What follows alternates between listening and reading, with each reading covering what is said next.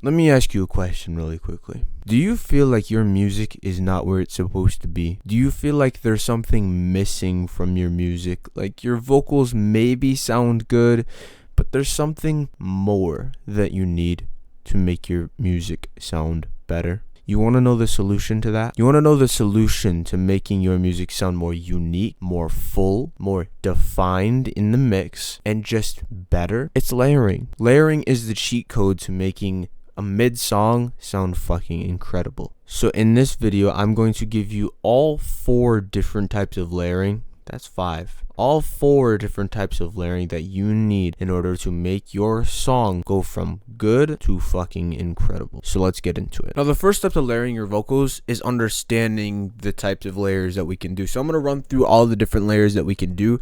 And then I'm also going to show you how you have to mix these certain layers to make them actually fit with the song. Because if you don't do a specific type of mixing to the layer itself and you just do it as normal, you'll actually really fuck up the sound of your song. So you have to pay attention when I show you that, otherwise this won't work at all for you. Now, if you have absolutely no idea how the fuck to make your first song at all, and you've never made a song before, or you want the preset that I'm using in this video, go second link in the description, click that, join that. It's a completely free community where a lot of people are active. You get the free preset and you get a full course that teaches you how to make your very first song in FL Studio. So go second link in the description right now and join that. It's completely free. So the first type of layering that we're going to do is a double. A double is literally you're just copying what you've already said. So let's just do that really. It's so fucking simple to do. This is the easiest one. So what a lot of people will do is they will take the last few words of a certain sentence and they will just copy that, and it gives like this cool effect. So I'll show you what I mean right here.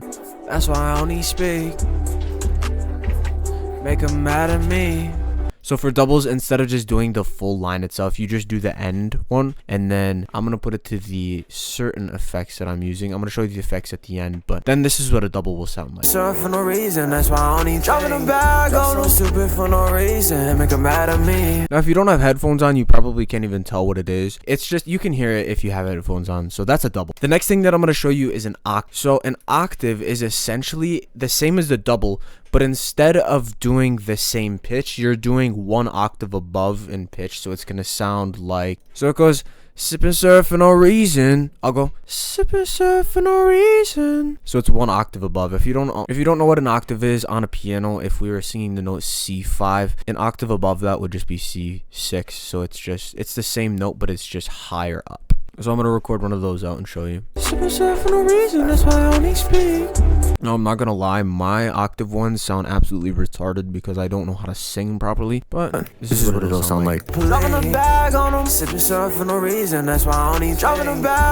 You can kind of hear it. I'll solo it out so you get another idea for it. So yeah, there you go. The next type of layering that I'm going to show you is called a harmony. Now, a harmony is a little bit more confusing for people to understand. A harmony is essentially taking a note. So let's say we were singing at C. So let's say C. I don't have perfect pitch, so I can't just automatically know what the note is by singing it. But let's say C was if that's what we were singing at in the song, there are other notes on the piano that will sound good when combined with that note C. So for example, if that was C and then G was up here, C and G go well together, and that's just something I know because I have experience with music, and you'll learn over time. But there are certain notes that you can just kind of clash with the notes that you're singing in your lead vocals, and they just naturally sound good together. So I'm going to turn off these layers and I'm going to show you what I mean. So all you have to do to figure this out is just hum, and you should be able to get it. So you hear sip and surf for no reason, that's why I only speak. So it's like that. What we could do is sip and surf for no reason. So like that, you see, that's not the same notes, but it goes with that beat and it sounds fucking great. So we're gonna try that. Sip and surf for no reason.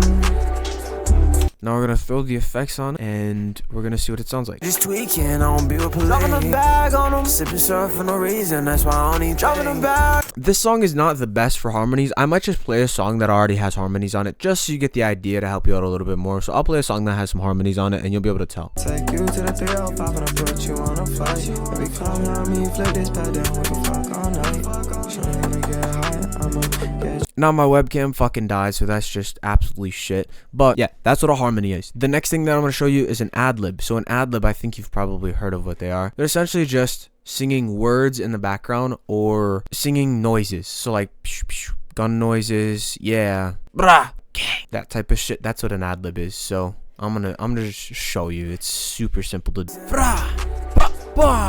What we need to understand for layering is that your lead vocals are taking up space in the mix. So imagine a box, right? The box is a box, okay? The box is a rectangle, and the middle of it is taken up from your lead vocals. And the way it's taking it up is through frequencies. So all this right here is frequencies, and it's taking up this middle area. What can happen is if we have layers that don't have certain effects on them that get rid of this area right here, or it do something to at least spread the vocals out from this mid area of that box that I told you about, they will try and fight for the mix and they will clash with each other. So what we have to do to these side vocals is we have a few options. We have certain effects that we can add onto the vocal to minimize the clashing. We can use panning, which means bringing it to the left and the right, or spreading it out in both ears, or we can just turn the volume down. So here are all of our different layers, and all of these layers are not on the same insert as our lead vocal because we want to have different effects on these layers. So I'm gonna just run through all the effects that you could use, but if you want to like do this, so you duplicate it, you right click it, go like this, and you drag it here,